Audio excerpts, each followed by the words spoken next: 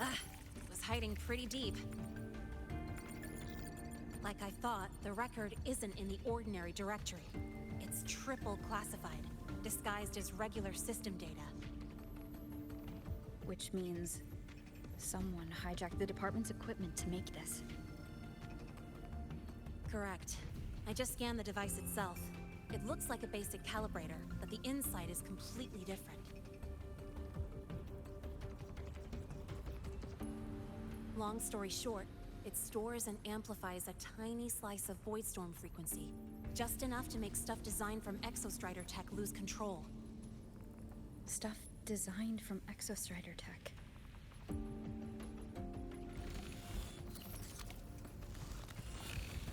here's the kicker. Whoever made this can control it remotely.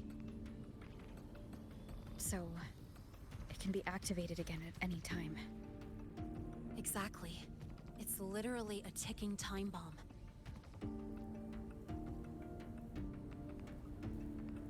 You're probably wondering why I didn't hand this over to the Academy, right? Before we identify the Fraxidus contact, I'm not letting it out of my sight. So first, we've got to neutralize the threat. With the production records and device data, I can try to override the device's permissions. Get it to only activate if it resonates with me. It'll reboot during the process, though. And, there might be some noise.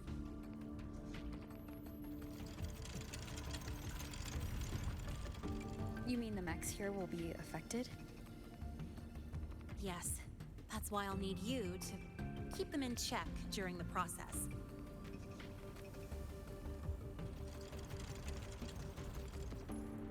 Sure.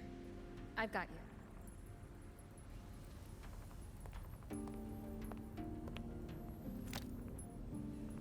All right, starting now.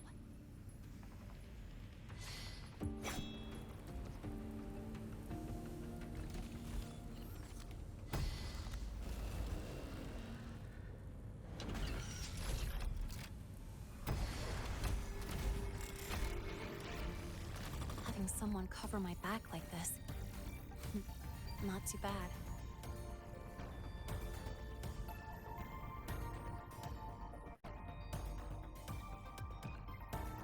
Leave it to me.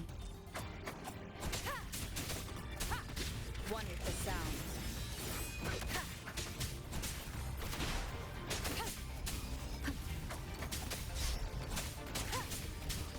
Shadow, follow!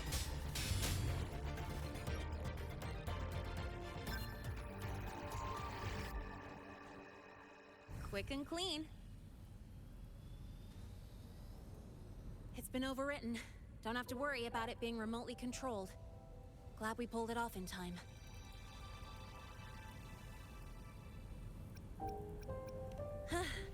You got me.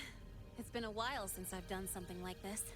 Gotten a bit rusty. Stay in your comfort zone too long and you start to slack off without realizing it. Back in the day, I would have handled this in 28 seconds flat.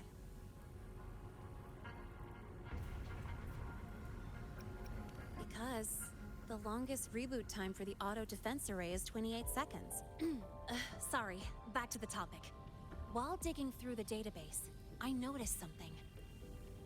The Academy's mechs and the Void Matter Barrier security logs show unusual access. Someone used admin-level protocols. Also, the device's data has 3 frequency waveforms. One from Hyvatia. The other 2 are unrecognizable.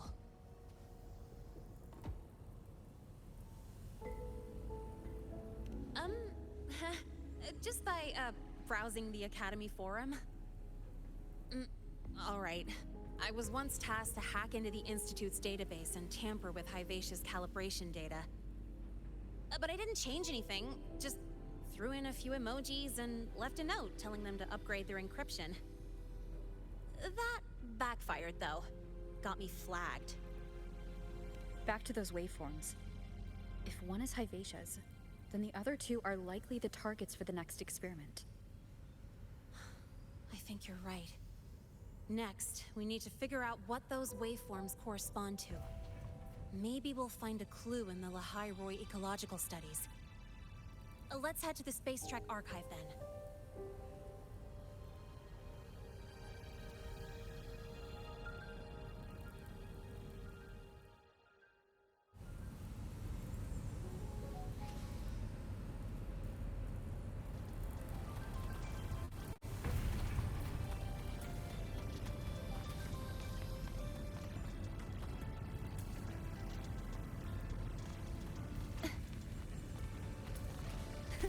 I can fly too.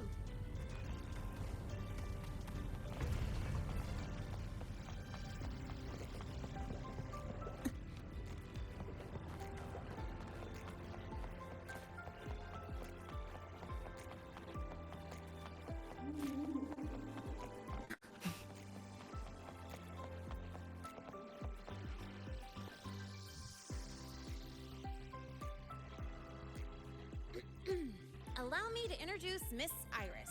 She's...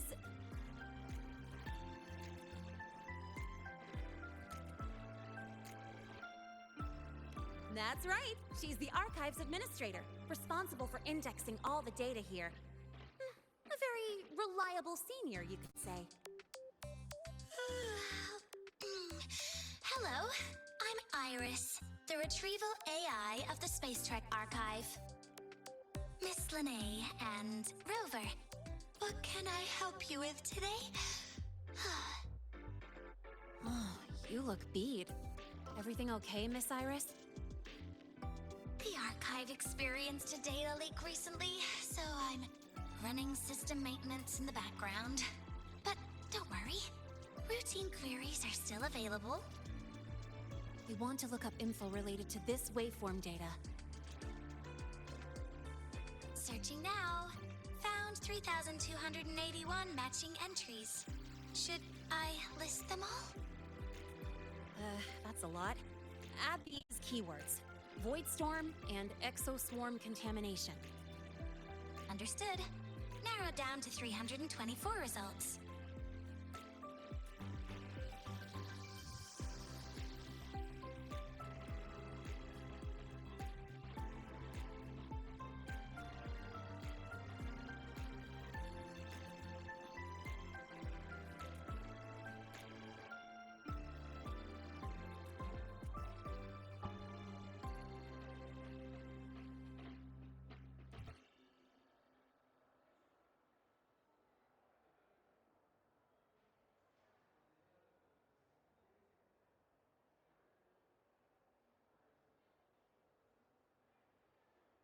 Down to 3 results now. Big improvement. Let's split up and review them. Locations for those files are marked. Need anything else? Maybe some tips on your school life?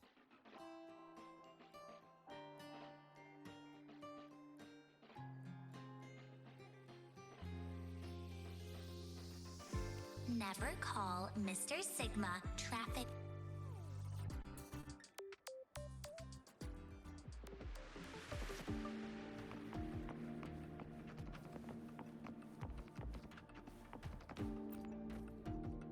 Determining exoswarm contamination thresholds via synchronous accelerators, tensor renormalization of the void storm's frequency.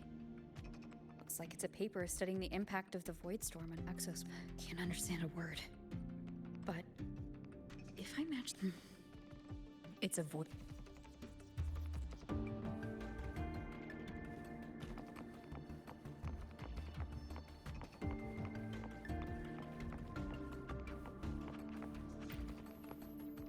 Void Matter Storm Surveyor Amplifier Module Manufacturing Manual, version 3.12. This is the original. Could be useful.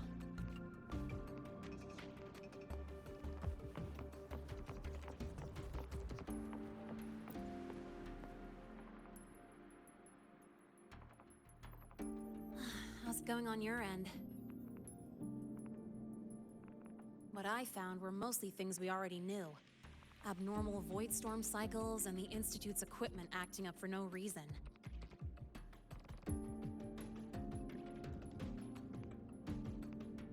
A void worm. Could it be... planning to use the device to trigger a Void Worm's rampage? If so, then their target could be... The Research Institute. That's the most likely target. With the Great Sword there, Void Worms usually steer clear of the Institute. But before Hyvatia lost control, I saw a lot of contaminated exoswarm remains nearby. Looks like the contaminated exoswarm and Hyvatia were just tests and rehearsals before the main event. Whatever their game is, the real goal is to control a Void Worm to attack the Institute. Void Worms spawn under the influence of Threnodian energy. This isn't... I'll leave that to you. The Department of if they activate them with the manufacturing manual you just found, the Space Trek Collective has defenses. Like I said, it's only a backup plan. Once you warn the top brass, they'll have... Besides, with the permissions... Is that the time? By now, they've probably noticed I've overwritten the device. This contact of ours isn't going to...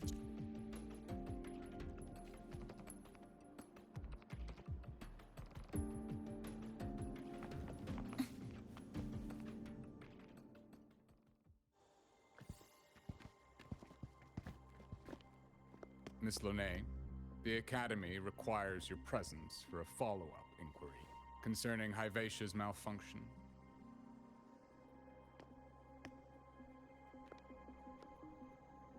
Also, we've received an anonymous report alleging that a criminal record and prison history under the name Lene closely matches your identity.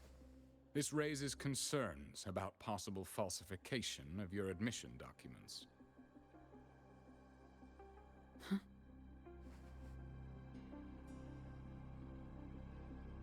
Please cooperate with our investigation.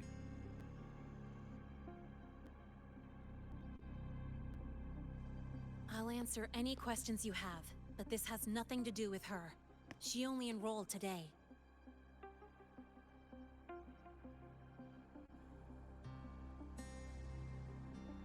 Very well, then. Please return to your dorm and wait for further questioning.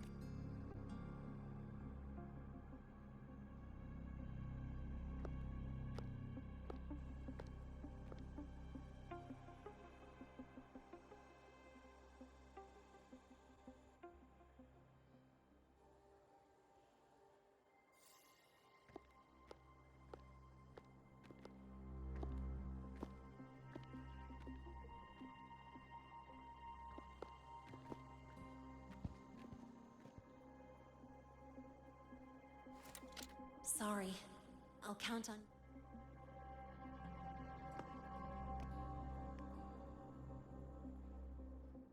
If, as Lene said, the Fraxidas have infiltrated the Academy, I need to be careful who I alert in the Institute.